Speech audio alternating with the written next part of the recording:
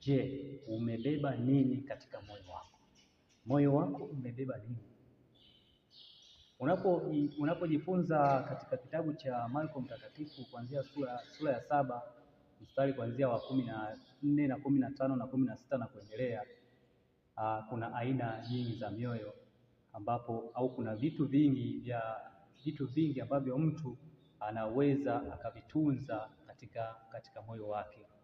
Na ili mtu aweze kumwona Mungu, sharti moyo wake uwe ni mzuri, moyo wake ndani yake uwe na tabia au sura ya kimungu. Na huu moyo kama bado haujabadilishwa na Roho Mtakatifu, na ndio maana unapoangalia katika ndani ya moyo unakuta katika moyo vinatoka vitu ambavyo ni vya tofauti, ambavyo viko kinyume na utaratibu na mpango wa Mungu. Katika moyo wa mtu ambaye sio mkamilifu, katika moyo wa mtu ambaye shetani anamtumia, shetani amepanda vitu ndani ya moyo wa mtu, ni vitu kama vifuatavyo. Ndani ya moyo wa mtu unaweza ukatoka husuda, mijicho, masengenyo, wivu, hasira, faraka, uzushi, uasherati na uzinzi. Hivyo vitu vikitoka ndani ya moyo au vikiwa vimehifadhiwa ndani ya moyo wa mtu, vinaweza vikamtia mtu katika unajisi, vinaweza vikamletea shida na athari kubwa, mtu asiweze kumwona Mungu katika maisha yake.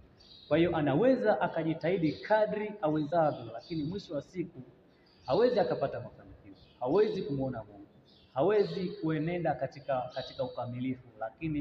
Lakini vitu kama hivi ndani ya moyo wa mtu vikiondolewa, Roho Mtakatifu, kwa sababu asili yake Roho Mtakatifu au tabia yake anapenda utakatifu. Kwa hiyo ili aweze kukaa Roho Mtakatifu ndani ya moyo wa mtu, sharti hivi vitu viondoke katika moyo wa mtu. Vikishaondoka hivi vitu vya gizani vikiondoka katika moyo wa mtu, ndipo Roho Mtakatifu anaweza akafanya makao ndani ya mtu.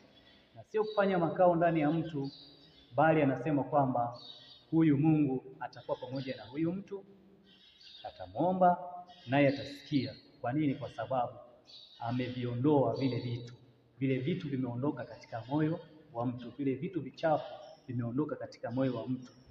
Na ndiyo maana huyu mtu sasa ana uwezo hata wa kumlilia Mungu na Mungu akasikia.